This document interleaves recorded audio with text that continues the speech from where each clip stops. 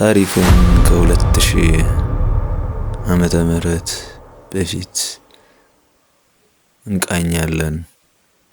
የጌታ ወዳጅ የተሰኘ ከጌታ አጠገብ ሲቀመጥ የነበረ እግዚአብሔር መድኃኔዓለም ኢየሱስ ክርስቶስ በስጋው ወራት እጅግ ይወደው የነበረ እሱም በጣም ይወደው የነበረ መቀነቱን መታጠቂያውን አሳልፎ የሰጠው ከአራት ወንጌላውያት አንዱ የሆነ መጽሐፍ ቅዱስን ሶስት ክፍላትን በመጽሐፍ ቅዱስ ስሙ የተነሳ በንስር የተመሰለ ጌታ በስቅላቱ ወቅት ከመቤታችን ጎን የነበረ ቁጽረ ገጽ ተብሎ ሲጠራ የነበረ ማን ይሆን? በዝግጅታችን እንቃኛለን። ወዳጆች ሰብስክራይብ፣ ላይክ፣ ሼር በማድረግ ሚዲያችንን አጋዥ ሆኖ እስከ መጨረሻው ከኛ ጋር ይሆኑ። ጌታችን አምላካችን መድኃኒታችን ኢየሱስ ክርስቶስ በስጋ ወራት በእመቤታችን በድንግል ማርያም ማህፀን በአጭር ቁመት በጠባብ ደረት አድሮ እድሜው ለትምህርት ሲደርስ ቅዱሳን ሐዋርያትን መረጣቸው። 12ቱን ቅዱሳን ሐዋርያት 72ቱ አርድእት 36ቱን ቅዱሳን አንስት መርጧቸው ነበር። ከዚህ ወገን ከ12ቱ ሐዋርያት የቅርብ ወዳጁ የነበረ ቅዱስ ይህ ነው። ይህ ቅዱስ አባት ለጌታችን የቅርብ ወዳጁ ነበረ። መጻሕፍታት እንደሚናገሩት ለዚህ ቅዱስ ወደ እስያ ሀገር ይሄድ ዘንድ ዕጣው በወጣ ጊዜ እጅግ አዝኖ አለቀሰ። እነርሱም ክፉዎች ከሃዲዎች ልባቸው የደነደነ መሆናቸውን አውቋልና። ግን ጌታችን ኃይልን መጽናትን አግኝቶ ከደቀ መዝሙሩ ከአብሮኮሮኮስ ጋር ወጥቶ ወደ ክፍሉ ሄደ። ወደ ኤፌሶንም ሊሄድ ወዶ በመርከብ ላይ ተሳፍሮ መርከቡም ተሰበረ። እያንዳንዱ በመርከብ ስባሪ ሰሌዳ ላይ ተንጠለጠለ። ደቀ መዝሙሩን አብሮኮሮኮስንም የባህሩ ማዕበል ወደ አንዲት ደሴት አደረሰው። ቅዱሱም ግን በባህሩ ማዕበል መካከል 40 መዓልት 40 ሌሊት ኖረ። ከዚህም በኋላ ደቀ መዝሙሩ አብሮኮሮኮስ ወዳለበት ወደ የብስ ባህሩ ተፋው። ስለ መገናኘታቸውም እግዚአብሔርን አመሰገኑት። በዚህም ጊዜ ተነስተው ወደ ኤፌሶን ከተማ ገቡ። ግን በክብር ባለቤት ጌታችን ኢየሱስ ክርስቶስ ስም ይሰብኩ ዘንድ አልተቻላቸውም፣ እነዚያ የአገር ሰዎች እጅግ የከፉ ናቸውና። ስለዚህም ምክንያት ፈጥነው ይህ ቅዱስ አባት ሮምና ለምትባል ሴት የውሽባ ቤት እሳትን የሚያነድ ሆነ። ረዱ አብሮኮሮኮስም አጥቢያ ሆኖ ያችን ሴትም እጅግ ታሰቃያቸው ነበር። መጻተኞችም ስለሆኑ ታጎሳቁላቸውና ትደበድባቸው ትረግማቸውና ባሮቿም እንደሆኑ ጽፈውላትና ከእርሷ ባሮች አደረገቻቸው። በዚህም በታላቅ ጉስቁልና ውስጥ ኖሩ። ከዚህም በኋላ በአንዲት ዕለት ይታጠብ ዘንድ የአገረ ገዢው ልጅ ገባ። በዚያም የውሽባ ቤት ከተሰራ ጀምሮ የሰይጣን ኃይል አለ። የመኮንኑም ልጅ አንቆ ገደለው። በዚያንም ጊዜ የሀገር ሰዎች ለዚያ ለሞተው ሊያለቅሱለት ተሰበሰቡ። የከበረ አባትም ከእርሳቸው ጋር መጥቶ እንደ ሰው ሁሉ ሊያይ በዚያ ቆመ። ሮምናም ባየችው ጊዜ ረገመችው። አንተስ በጌታዬ ልጅ ሞት ደስ ብሎ ልትዘብትብኝ መጣ አለችው። ቅዱሱ ግን በቅንነት አይዞሽ አትዘኛ አላት። እርሷ ይህንንም ብሎ ወደ ሞተው ቀረብ ብሎ በመስቀል ምልክት አማተበበት፣ በፊቱም ላይ እፍ አለበት። በዚያን ጊዜ ያው የሞተው ድኖ ተነሳ። የአገር ሰዎችም ደነገጡ። ሮምናም ወየውልኝ እግዚአብሔር የሚሉት አምላክ አንተ ነህን አለች። ቅዱሱም እንዲህ አላት፣ አይደለሁም ሐዋርያው ነኝ እንጂ አላት።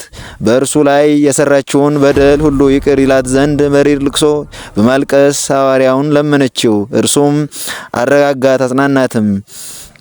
ከሀገር ሰዎች ብዙዎች የክብር ባለቤት በጌታችን በኢየሱስ ክርስቶስ አመኑ።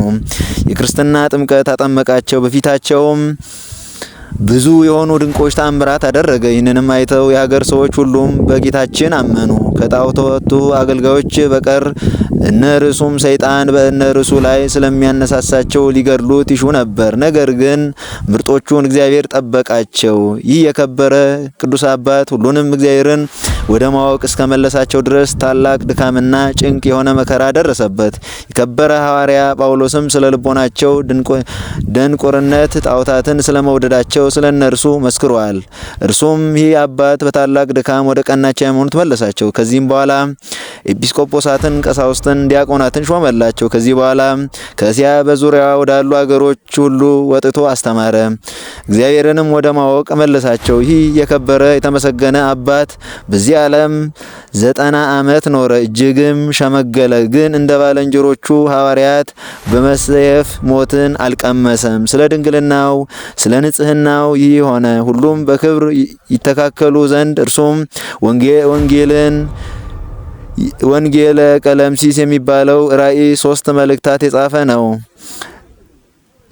ራት ሲበሉ በጌታችን አጠገብ የተቀመጠውና አቤቱ የሚያስይዝ ማን ነው ያለው ይህ ነው። ጌታችንም በተሰቀለ ጊዜ ከእመቤታችን ከድንግል ማርያም ጋር በመስቀል አጠገብ የቆመ እናቱንም እነሆ ልጅሽ ያላት እርሱን ደቀ መዝሙሩንም እነኋት እናቴ ያለው ይህ ነው። ጴጥሮስም እርሱን ሲከተለው ባየው ጊዜ ስለ እርሱ ጌታ ኢየሱስ አቤቱ ይህስ እንዴት ነው ብሎ የተናገረው።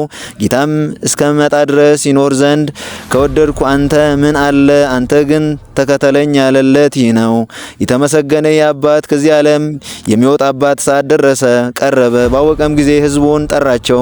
ጸሎትንም ጸለየና ህብስቱን ባርኮ ቆርሶ ይህ የጌታችን ስጋው ደሙ ሰጣቸው። በቀናች ሃይማኖት እንዲጸኑ አዘዛቸው፣ ባረካቸው፣ አጽናናቸውም። ከዚህ በኋላ ደቀ መዝሙሩ አብሮኮሮኮስ ከወንድሞቹ ሌሎቹ 2 መቆፈሪያ ይዘው ይከተሉ ዘንድ አዘዘ። ከኤፌሶንም ከተማ ውጪ ወጣ።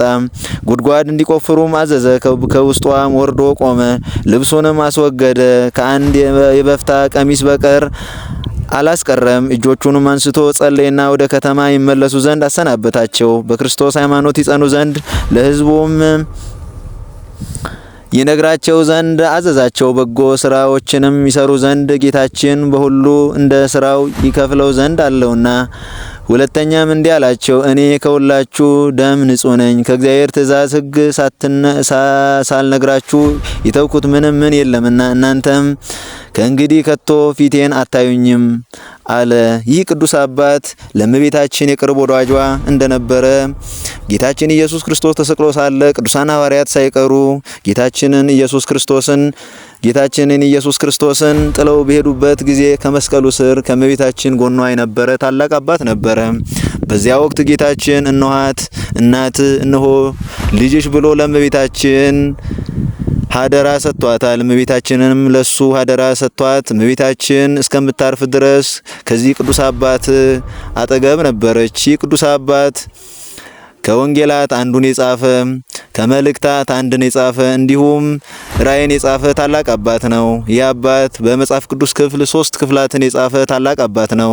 ይህ አባት ከጌታችን ከኢየሱስ ክርስቶስ መከራ መቀበል፣ ግርፋቱን፣ ሞቱን፣ ስቅላቱን፣ እንግልቱን እያሰበ ቁጽረ ገጽ ወይም ፊቱ እንደተሸበሸበ እያዘነ የኖረ ነበረ። የአባት ታላቅ አባት ነው። ጌታችን ኢየሱስ ክርስቶስ በጣም ይወደው ስለነበረ ፍቁረ እግዚ የጌታ ወዳጅም ተብሎ ተጠርቷል።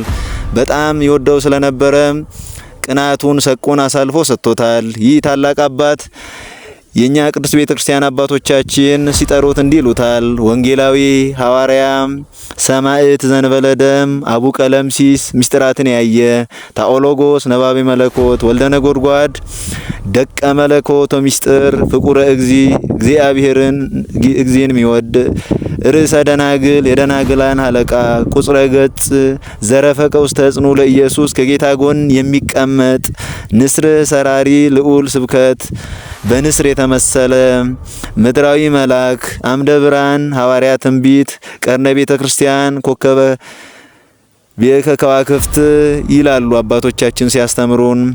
በዚህ በቅዱስ አባት ላይ ያደረ የእመቤታችን ድንግል ማርያምና የአንድ ልጇ ፍቅር በእኛ ላይ ይደር። የዚህ አባት ስሙ ቅዱስ ዮሐንስ ወንጌላዊ ይባላል። የቅዱሱ ረድኤት በረከት ይጠብቀን አይለየን ለዘላለሙ አሜን።